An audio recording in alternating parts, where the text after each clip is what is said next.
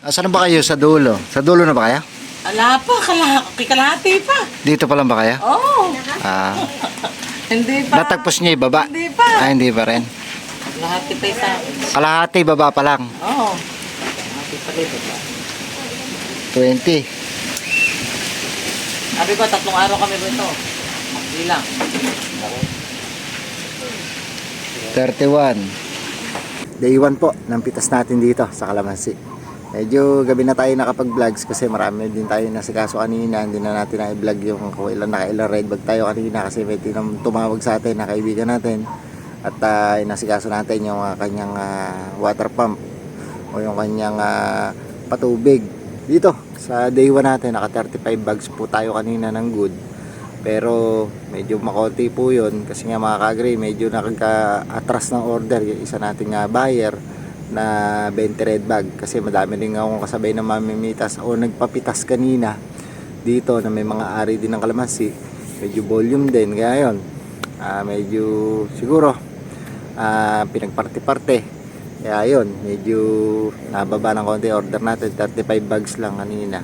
Pero bukas siguro baka sakali dahil yari na raw po kanina nagpapitas yun yung kasabay ko na kinukuhanan din ng isa nating ahente ng kalamansi. At bukas baka sakaling marami-rami yung order, masulit yung mga mamimitas ng kalamansi. Baka bukas itong baba na to baka mayari na to lahat. Kalahati pa ang hindi pa napipitasan at yung kalahati may natira pa po sa baba.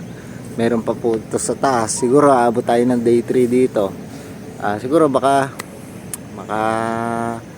abot tayo ng kulang-kulang 100 red bags dito sa unang pitas natin ng cycle o yung pinabunga natin ng kalamansi. Medyo maganda rin po ang naging pabunga natin at yun, hindi nga kamahalan ng kalamansi, dinadaan na lang din natin sa dami ng kalamansi ng napipitas. Kaya kahit na 1-3 ang kuhanan sa puno ng kalamansi ngayon dito sa Hain ay dinaanan natin sa dami. Marami rin po yan mga kagri, napakalaking bagay din po yan ng nakaka-volume kayo. Kaya dito makaneto rin po tayo ng mahigit 1,000 sa isang red bag kasi nga mga kagri yung 1-3 hindi pa po neto yan. Lalabas pa natin bayad ng pitas dyan, bayad ng red bags at saka po yung mga merienda nila na pinamerienda natin. Syempre hindi natin neto yung 1-3 pero mahigit 1,000 neto natin yan, 1,050 siguro mga ganon ang neto natin. Kaya dito sa ating pinabunga na kalamansi kaya lamang na lamang talaga ang volume na bunga. Kahit na hindi ganun kasobrang taas ng kalamansi, marami pa rin talagang sosobra sa'yo kasi dahil nga sa volume ng pitas natin. At bukas sana hindi pa bumaba yung kalamansi at tumaas pa bukas sana kalamansi para naman syempre sulit na sulit yung alaga natin dito. At syempre yung pagbabantay nga natin ng gabi at nandito nga tayo ngayon uli.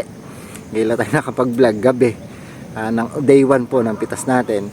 Medyo iniikot-ikot natin yung dulo kasi nga may uso ang dito mga uso yung nakawan ng kalamansi. Lalo na nga nung kamahalan 1,800 nag 2,000 pa. Ang ilang araw lang naman kasi yan nag 2,000 na yan pero pumako yan ng halos mahigit sa linggo yata sa 1,700, 1,750, 1,800 ganon. Pumako yan ng mahigit sa linggo. Kaya yun nagkausuhan na naman ng nakawan ng kalamansi. Kaya usong-uso rin yung nagbabantay ng kalamansi, lalo na ngayon katulad ko na medyo yung pitasin na yung sa atin kasi talagang pitasin na mga kaagri. At hindi na nga rin natin po pwedeng ipaghintay pa kasi may mga ilan na rin nahihinog tapos hindi natin alam kung tataas pa. Mas mainam na yung sa sigurado na lang mga kaagri. Ngayon kung tumaas bukas o sa isang araw mahuhuli pa natin presyo na yan kasi may day 3 pa tayo dito sigurado. 3 araw tayo magpapapitas dito sa kalamansi dahil yun nga, hindi nga masyadong marami yung order ng buyer natin at hindi naman din tayo makapagbigay sa mga ibang buyer. Biyahero na nga mga kagri, tinatanggihan pa yung presyo ng 1,300. Ahente ang kumukuha ng 1,300. Yan lang ang sakalam ngayon talaga, yan lang ang malakas. Ahente lang muna malakas ngayon mga kagri. Kaya nga minsan nakakaano rin magbigay sa mga buyer kasi pag sila umatras at yun lang ang buyer mo, wala ka na. Hindi katulad po sa ahente na nagbibigay kami. Pag may umatras na buyer sa ahente, alam problema yan kasi may mga iba po siyang buyer na dinadalan. Kaya umatras man yung isa, marami pa. Hindi katulad ng isa lang yung buyer mo. Pag umatras yun, wala ka ng pitas ngayong araw. Kaya minsan, mas gusto ko pa talaga na nagbibigay sa mga ahente. Kasi yung presyo po ng buyer dito, ng biyahero dito, yung tunay na biyahero, ay ganun din po ang presyo nila, katulad sa ahente. Yung ahente po kasi meron ng libre hagdan yan. Sila namimili, sila naghahakot ng kalamansi, panonoorin mo lang sila. Ikaw na may-ari, panonoorin mo lang sila. Kaya kumbaga, less stress, less pagod pa sa ahente, mga ka-agri.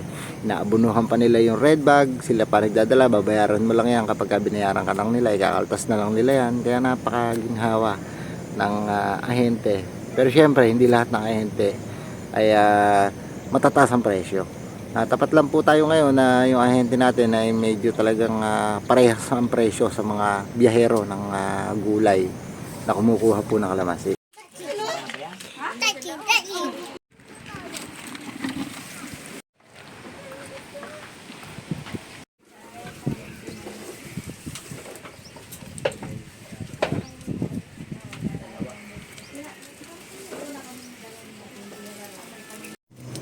Medyo nag-iikot-ikot tayo dito sa dulo, mga ka-agri.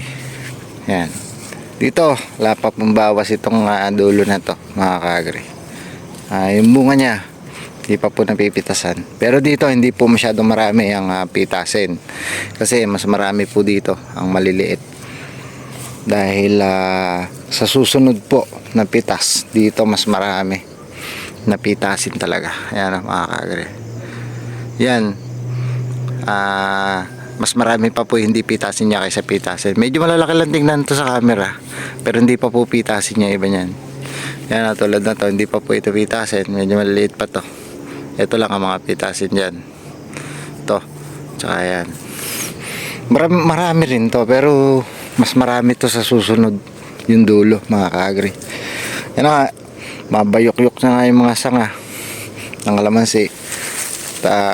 Nag-uumpisa na maging matimbang yung kalamansi natin dahil yun nga, lumalaki na, may pitasin, tapos lumalaki na rin po yung kasunod ng pitasin. Kaya talagang eto, andito tayo sa dulo, tansya wala namang bawas dito, wala naman, hindi naman nababawasan. Medyo iniikot-ikot din natin kasi ito madalas, kaya kailangan din talaga ikot tayo. Kasi mga ka-green, ito lang mga nakaraang linggo may mga nagawi dito sa ilog, dahil ilog na kayang dulo ng kalamansiya natin. At yun nga, nabalita nga ito na marami nga daw bunga. At lalo na nung nagtaas ang kalamansi nito mga nakakaraang linggo, mas nabalita pa siya kasi ang iniisip nila, napakaraming bunga, pag natapat daw yung sa mataas na presyo, daan-daan libo ang kikitain. Kaya tayo, kung muna balita yung kalamansi natin, nagbantay na tayo. Siyempre, di ba, baka nga po dayuhin. Kaya tayo, medyo sakripisyo ng konti, puyat-puyat ng konti. Hindi naman araw-araw yan, mga ka-agri. Mga ilang araw lang yan kasi, siyempre, iniingatan din natin yung pinaghirapan natin ng 4 na buwan. Pag-spray, gising na maaga, gising ng alas 3, alas 4. Tapos yung pagtatrabaho pa natin ng gabi, pag-spray natin ng gabi, pagpapatubig, yan, pag-aabono, kahit gabi, ga-abono tayo. Kasi may mga panahon ganyan sa kalamansi Lalo na katulad ko, minsan maalis-alis ako. Dahil nga meron tayong mga kliyente na pinupuntahan. Kaya minsan iayari natin ng gabi yung ating trabaho. Dahil tayo ay bibiyahe pa ng madaling araw para puntahan yung mga kliyente. Sabay po ng pag-aalaga natin ng kalamansi, dahil ala nga tayong katulong mag-alaga. Tayo lang, ako lang mag-isa. At pamisa-misa niya ay si Bear ay inuupahan lang natin yan na mag spray ng kalamansi.